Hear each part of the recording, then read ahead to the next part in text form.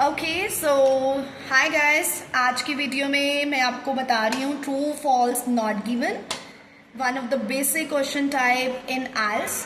चाहे आप आइल्स एकेडमिक के लिए प्रिपेयर कर रहे हो, चाहे आप जनरल के लिए, आपको true false not given questions answer करने ही होते हैं and this is one of the confusing question types, right?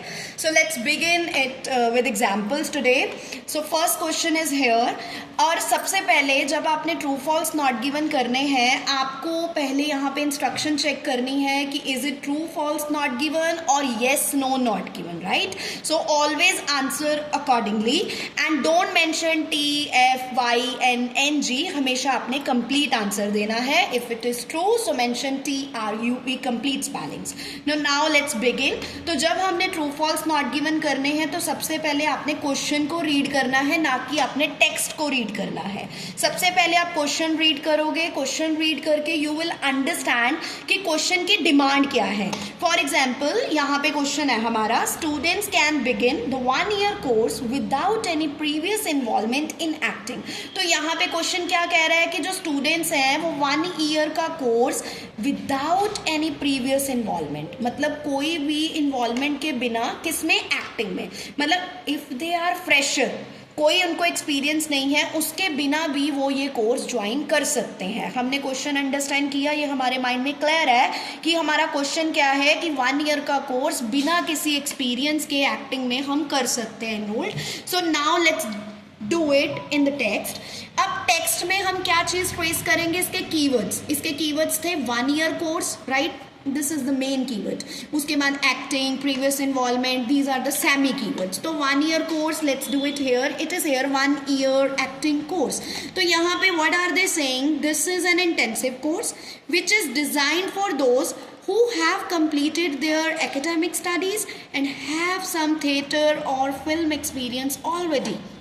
So just see, यहाँ पे ये सेंटेंस हमें क्या मैसेज दे रहा है कि एक इंटेंसिव कोर्स है, उन लोगों के लिए है जिन्होंने ऑलरेडी अपनी स्टडीज़ कंप्लीट करी हुई हैं और उनके पास कुछ एक्सपीरियंस है थिएटर और फिल्म का। थिएटर और फिल्म मीन्स एक्टिंग। अब ये ज़रूरी नहीं है कि यहाँ पे एक्टिंग लिखा होगा particularly then the answer will be true.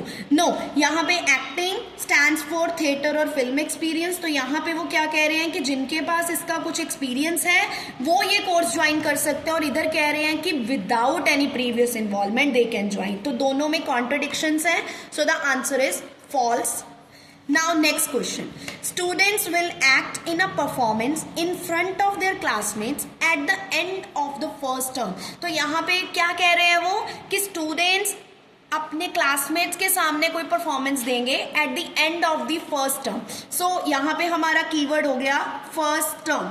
So we will see here it is term 1, और उन्होंने बोला कि वो एंड में देंगे, तो एंड में देखना है। तो यहाँ पे उन्होंने ये लाइन है, the term finishes with an internal production given for tutors and students। तो यहाँ पे जो इंटरनल प्रोडक्शन है वो क्या मीनिंग क्लियर कर रही है कि प्रेजेंटेशन देंगे, internally they will perform something and that is for the tutors and students. तो it means it will be in front of their classmates. तो यहाँ पे जो हमारा आंसर है that is true. Fine. So हमने ये नहीं देखना कि क्लास में स्पेसिफिकली वर्ड है नहीं है, इन फ्रंट ऑफ है नहीं है, हमें उसको अंडरस्टैंड करना है। तो यहाँ पे इसका आंसर ट्रू आएगा। Fine. So now the next question, family members may attend a performance during the second term.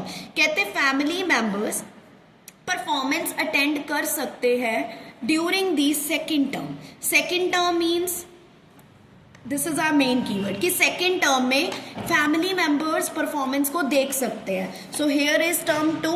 So what are they saying here कि ये टेक्निकल क्लासेस है, इंटरनल परफॉर्मेंस है, और यहाँ पे उन्होंने क्या बोला देखो, वो कहते हैं कि professional studio showcase drama in front of an invited audience including casting directors and agents. मतलब वो ये परफॉर्मेंस देंगे इन्वाइटेड ऑडियंस के आगे जिनमें कास्टिंग डायरेक्टर्स एंड एजेंट्स होंगे, इंक्लूडिंग वो भी इसमें इंक्लूड होंगे।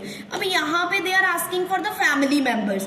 अब इनवाइटेड ऑडियंस में हम एक तरह से गेस कर रहे हैं, प्रिडिक्ट कर रहे हैं कि ऑडियंस में फैमिली मेंबर्स तो होंगे, but we are not sure. तो नॉट गिवन क्या होता है कि उसमें 90% इन्फॉर्मेशन हमें क्लियर हो जाती है, but 10% we have to assume and predict. तो यहाँ पे हम अपना गेस लगा रहे हैं कि इनवाइटेड ऑडियंस में यहाँ पे फैमिली मेंबर्स हो सकते हैं, but we are not sure. जहाँ पे गेस आ जाता है, that answer is not given.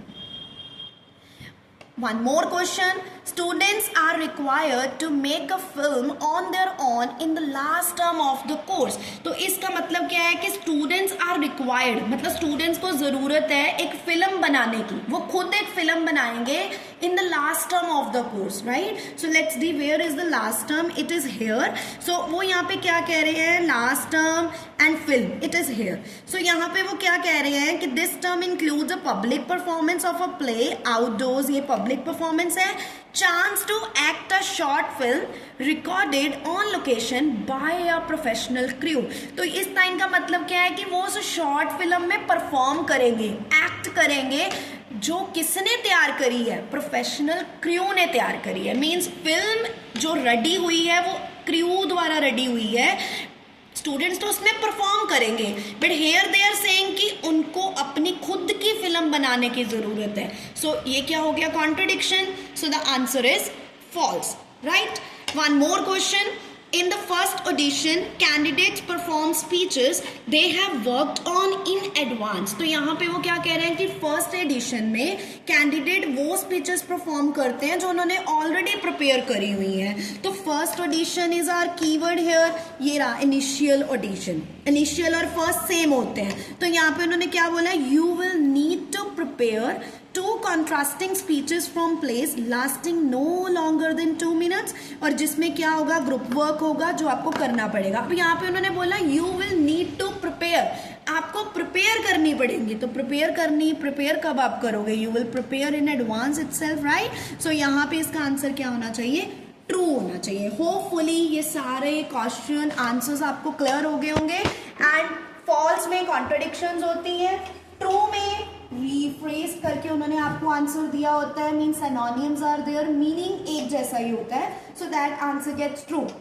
Not given ऐसा नहीं है कि आपको मिला नहीं है तो that is not given. 90% answer आपको मिलता है, 10% आपको अज्यूम करना पड़ता है कि हम गेस करते हैं, प्रिडिक्ट करते हैं, इसका मतलब तो यही हुआ। So that is not given. Hopefully मेरी इस वीडियो से आपको थोड़ी हेल्प मिली होगी। And keep watching my videos to learn such content more. Subscribe to my channel and share it further with your friends. Thank you.